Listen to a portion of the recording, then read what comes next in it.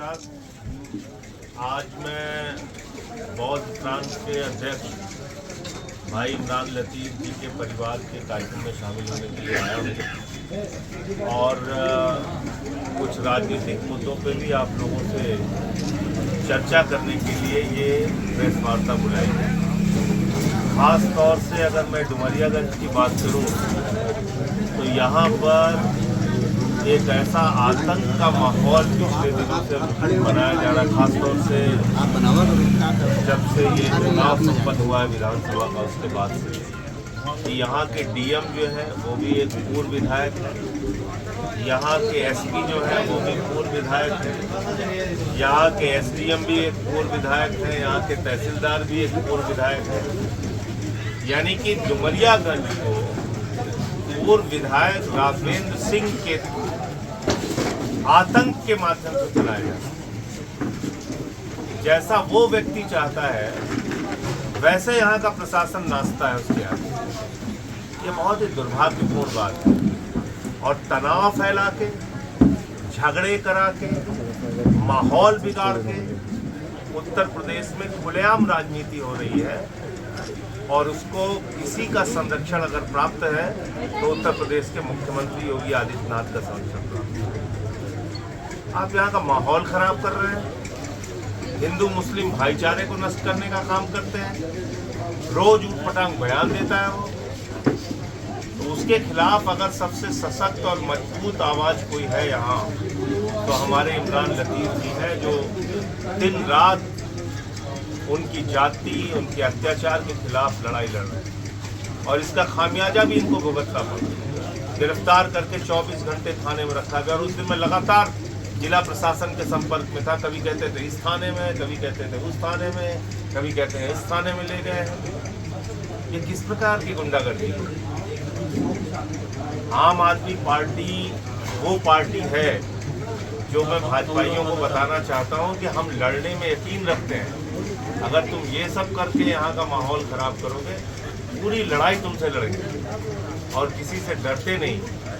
इमरान लतीफ़ को आम आदमी पार्टी ने इस क्षेत्र से हर तरह का संघर्ष, लड़ाई, यहाँ के लोगों के मुद्दे उठाने की आज़ादी दी है और इनके हर संघर्ष में हम लोग इनके साथ खड़े होंगे। इनको किसी भी प्रकार का दबाव में लाने का प्रयास प्रशासन ना करे। पहली बात तो ये मैं स्पष्ट रूप से कहने के लिए आया हूँ, क्योंकि जो पिछले दिनों इनके साथ घटनाएं हुई वो ठीक नहीं हुई और वो आम आदमी पार्टी के हमारे बौद्ध प्रांत के अध्यक्ष के साथ ठीक नहीं हुई, एक संभ्रांत नागरिक के साथ भी ठीक नहीं हुई और इस क्षेत्र के जनता के साथ भी ठीक नहीं। दूसरा विषय है स्कूलों का। जिस तरह से योगी आदित्यनाथ जी की सरकार 5000 सरकारी स्कूलों को बंद करने जा रही है और कई जिलों में ये आदेश हो चुका है कि स्कूल बंद कर दिए जाएं, वहाँ पे बच्चे रो रहे हैं, उनके माँ बाप रो रहे हैं। तो उत्तर प्रदेश में 27,308 नई मधुशालाएं खुली हैं, नई लाइसेंस मिले हैं शराब की दुकानों को और पाठशालाएं बंद हो रही हैं जहाँ पे बच्चों को शिक्षा मिलती है। गरीब के बच्चों को सरकारी स्कूल में जो बड़ी मुश्किल से अपने बच्चों को भेज पाते हैं, इस उम्मीद में कि हमारे बच्चों को मिड डे मील मिल जाएगा, आप उनको पहले तो नमक रोटी खाने के लिए देते हैं, टाट पट्टी पे बच्चे बैठ के पढ़ने के लिए मजबूर हैं, टॉयलेट का इंतजाम है नहीं, बिजली का इंतजाम है नहीं। उसके बाद संख्या कम होती है, कहते हैं आप स्कूल बंद कर देंगे। अरे भाई, स्कूल बेहतर कीजिए ना, स्कूल बंद क्यों कर रहे हैं? तो दलित, पिछड़े, अति पिछड़े, आदिवासी, मुसलमान, अल्पसंख्यक, इनके बच्चे ज़्यादातर गांवों के सरकारी स्कूल में पढ़ते हैं।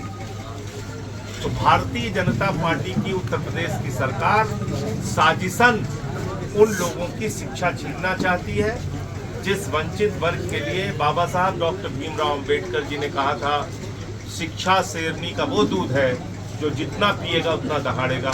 आज आदित्यनाथ जी की सरकार वो शिक्षा का अधिकार बच्चों से छीन रही है। RTE का जो एक्ट है, राइट टू एजुकेशन एक्ट, वो क्या कहता है? 1 किलोमीटर के दायरे में ही सरकारी स्कूल होना चाहिए। जो स्कूल बंद किए गए और जिस स्कूल में विलय किया गया उसकी दूरी 3-3 किलोमीटर है, 4-4 किलोमीटर है। रेलवे का क्रॉसिंग पार करके बच्चों को जाना है। तो ये कहीं ना कहीं शिक्षा माफियाओं के साथ मिलकर एक गहरी साजिश बीजेपी की सरकार ने रची है, जिसमें गरीब के बच्चे शिक्षा से वंचित होंगे, उनको अनपढ़ बनाया जाएगा। और सरकार की प्राथमिकता भी है कि लोग अनपढ़ रहें और जाति धर्म के सवालों पर उलझ के उनके साथ खड़े रहें, उनको वोट देते रहें। दूसरा विषय, अभी प्रधानमंत्री जी विदेशों में यात्रा में व्यस्त हैं और मुख्यमंत्री जी ठेले पे नेम प्लेट लगवाने में व्यस्त हैं। जब भी कोई उत्तर प्रदेश में त्यौहार आता है वो तनाव का कारण बन जाता है। होली हो तो तनाव, दिवाली हो तो तनाव, ईद हो तो तनाव, बकरीद हो तो तनाव, मुहर्रम हो तो तनाव। तो आपने त्योहारों को तनाव का एक माध्यम बना दिया है। अभी कांवड़ चल रहा है, उसके नाम पे तनाव। आपने नई फोर्स उत्तर प्रदेश में पैदा कर दी है, जो लोगों के पैंट खोल के चेक कर रहे हैं, जांच कर रहे हैं। ये माहौल आप प्रदेश के अंदर पैदा कर रहे हैं। यह अत्यंत दुर्भाग्यपूर्ण है और आम आदमी पार्टी ये मानती है कि नफरत की बुनियाद पे न तो उत्तर प्रदेश आगे बढ़ सकता है, न हिंदुस्तान आगे बढ़ सकता है। नफरत की बुनियाद पे दुनिया का कोई मुल्क आगे नहीं बढ़ सकता। तो हम लोग पिछड़े रहें, शोषित रहें, यही सरकार की मंशा है, यही बीजेपी की मंशा है। इसलिए ये नए नए ड्रामे कभी कभी कांवड़ के नाम पे, कभी किसी, अब कांवड़ के नाम पे नेम प्लेट लोग लगवा देंगे। कोई लिखेगा आपने जाटव ढाबा, निषाद ढाबा, तो आपके लोग जाके उसकी चुटिया काट देंगे। आप तो कथावाचक की चुटिया काट दे रहे हो, तो आप उनके भी जाके चुटिया काट देंगे। वहां खाना खाने नहीं जाएगा कोई कि ये दलित है, ये पिछड़ा है। तो इस प्रकार की जो भेदभाव की राजनीति उत्तर प्रदेश में चल रही है, ये अच्छी नहीं है। आम आदमी पार्टी इसका विरोध करती है पूरी तरीके से। और आज हम ये भी जानकारी पूरे प्रदेश को आपके माध्यम से देना चाहते हैं कि कल से मधुशाला नहीं पाठशाला चाहिए, स्कूल बचाओ अभियान के नाम से पूरे उत्तर प्रदेश में जिन जिन गांवों में सरकारी स्कूल बंद हुए हैं, वहां पे आम आदमी पार्टी जाएगी, उन बच्चों के साथ बातचीत करेगी, उनके अभिभावकों के साथ बातचीत करेगी, जरूरत पड़ी तो आंदोलन करेगी। और कल जो हाई कोर्ट का फैसला आया है, उससे हम लोगों को बड़ी निराशा हुई है, क्योंकि बच्चे बड़ी उम्मीद से गए थे कि सरकार ने तो साथ नहीं दिया, स्कूल बंद कर दिया।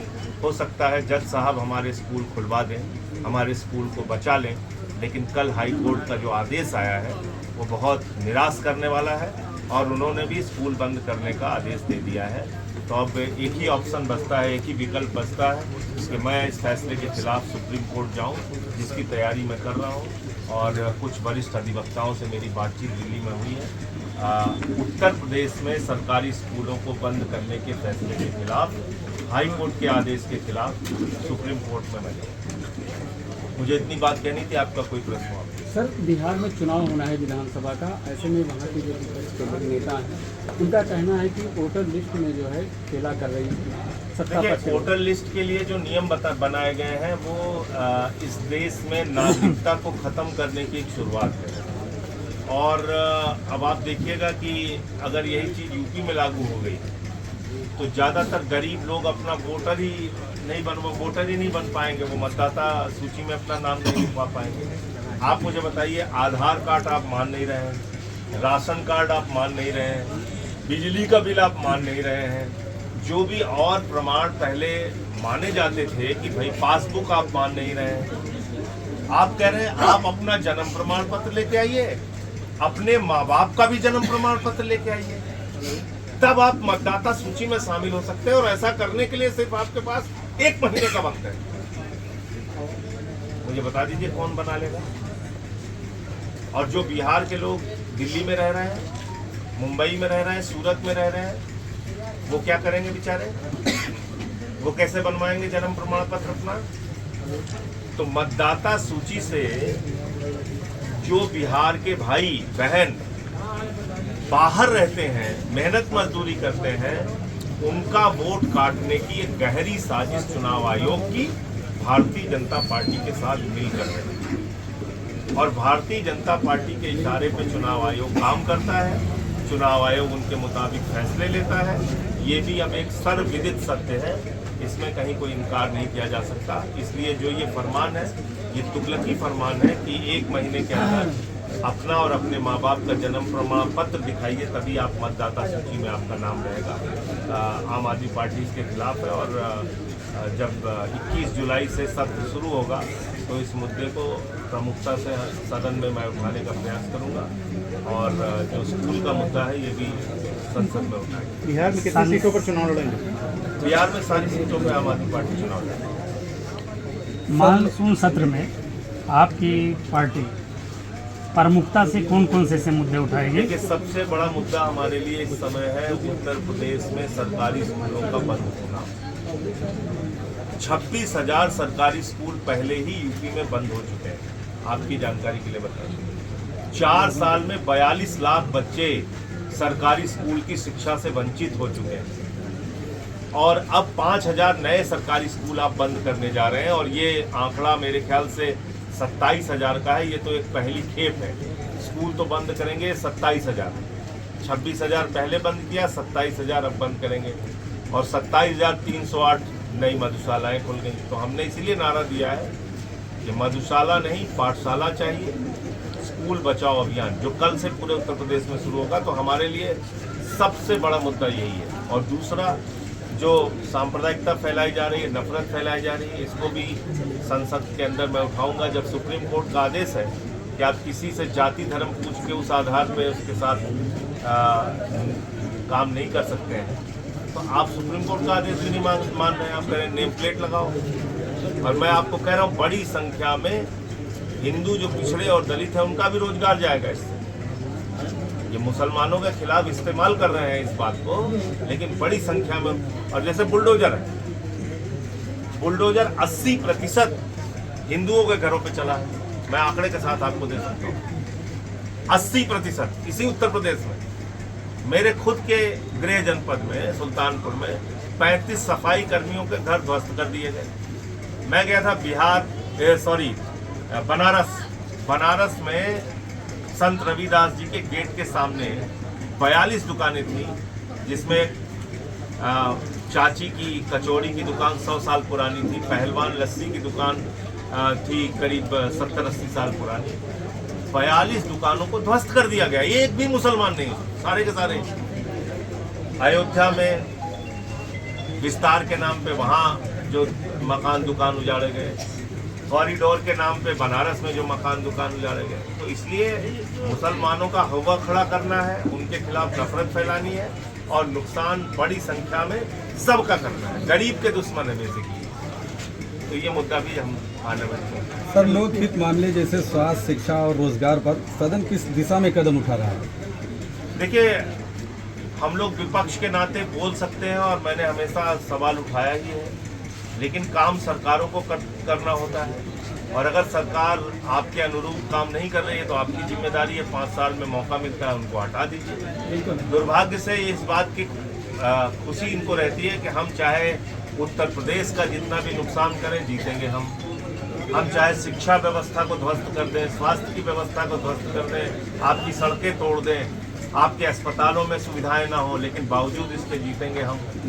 तो ये जो एक अहंकार बीजेपी के मन में आ गया है कि जीतेंगे हम, इस अहंकार को तो तोड़ना जनता को ही पड़ेगा। और अभी जो स्कूल और अस्पताल की खासतौर से उत्तर प्रदेश में हालत है, आप लोग देखिए, मैंने तो आयुष्मान आरोग्य मंदिर जितने भी हैं इनके प्राथमिक स्वास्थ्य केंद्र, वहाँ पे श्रमदान का अभियान चलवाया आम आदमी पार्टी की तरफ से। 5-5 एम्बुलेंस सड़ी हुई पड़ी हुई हैं, एक भी काम नहीं करती। वार्डों में कुत्ते बैठे हुए हैं, डॉक्टर है नहीं।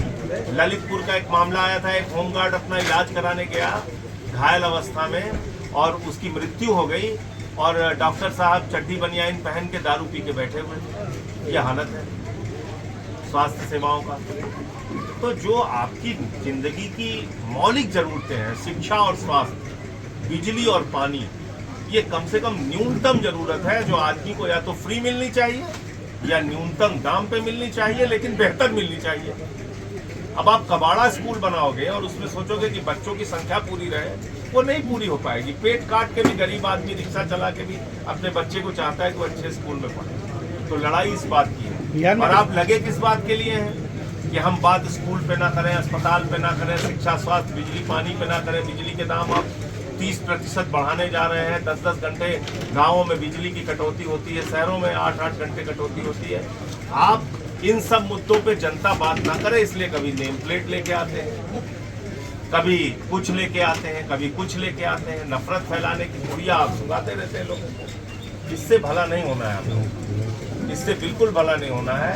ये जानबूझकर साजिशन ये किया जाता है कि आपको जाति धर्म के मुद्दे में उलझा के रखें। सर बिहार में किसी के साथ आप कोलैबोरेशन करेंगे, अकेले चुनाव लड़ेंगे? नहीं, कोई गठबंधन नहीं हो रहा। आम आदमी पार्टी अकेले। सर